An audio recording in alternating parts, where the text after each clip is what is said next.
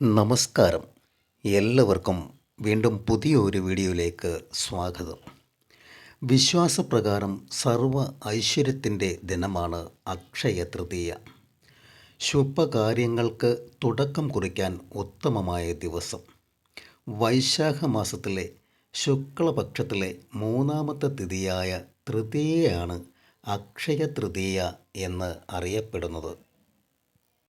ഈ ദിനത്തിൽ അനുഷ്ഠിക്കുന്ന കർമ്മങ്ങളുടെ ഫലം ഇരട്ടിയായാണ് നമുക്ക് ലഭിക്കുന്നത്. പ്രധാനമായും ദാനധർമ്മങ്ങളിലൂടെ നമുക്ക് കിട്ടുന്ന ഫലം അതും വളരെ വലുതാണ്. സ്വർണം വാങ്ങി അലമാരയിൽ സൂക്ഷിച്ചാൽ അത് നിറഞ്ഞു കവിഞ്ഞൊഴുകും എന്നൊന്നുമല്ല അക്ഷയ തൃതീയ കൊണ്ട് ഉദ്ദേശിക്കുന്നത്. ഇല്ലാത്ത വാഗ്ദാനങ്ങൾ നൽകി ഒരാളെ പറ്റിക്കുന്നതിൽ ഭേദം യഥാർത്ഥമായ അറിവ് പറഞ്ഞു കൊടുക്കുന്നതിലാണ് സത്യം.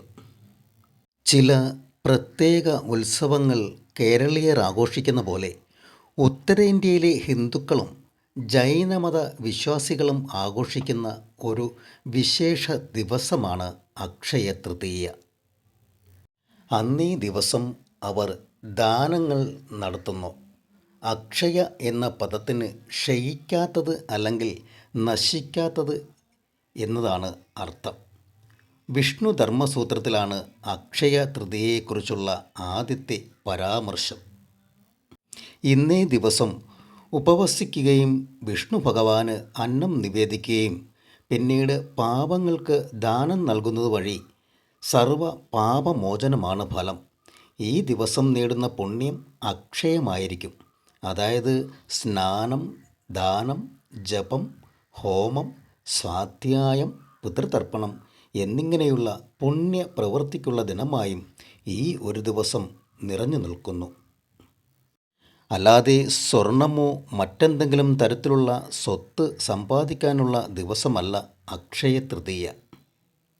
മഹാവിഷ്ണുവിൻ്റെ 6ാമത്തെ അവതാരമായ പരശുരാമൻ്റെ ജന്മദിനമായും ഗംഗാദേവി ഭൂമിയിലേക്ക് പതിച്ച ദിനമായും ധനാധിപനായ കുബേരന് സർവ്വസമൃദ്ധിയും വന്നു ചേർന്ന ദിനമായുമാണ് ഈ ഒരു അക്ഷയ തൃതീയ എന്നും പുരാണങ്ങളിൽ പറയപ്പെടുന്നു.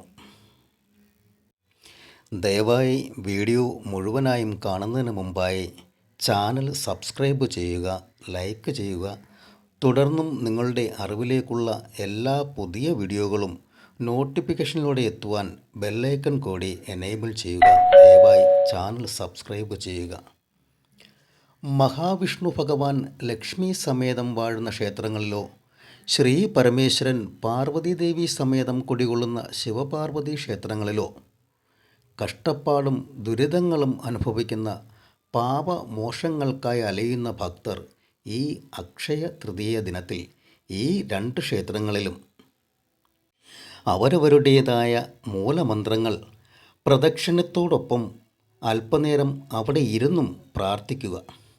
ഭഗവാൻ മഹാവിഷ്ണുവിൻ്റെ ഓം നമോ നാരായണായ നമഃ എന്നും ഭഗവാൻ ശ്രീ പരമേശ്വരൻ്റെ ഓം നമഃശിവായ എന്ന പഞ്ചാക്ഷരിയും എത്രത്തോളം പറ്റുമോ അത്രത്തോളം നിങ്ങളുടെ കഷ്ടതകളെല്ലാം തുറന്നു പറഞ്ഞു, ചെയ്തുപോയ തെറ്റുകളെല്ലാം ഏറ്റുപറഞ്ഞ് ആത്മാർത്ഥമായി പ്രാർത്ഥിച്ചാൽ നിങ്ങൾക്ക് സർവ്വ ഐശ്വര്യങ്ങളും വന്നു ഭവിക്കുന്നതായിരിക്കും.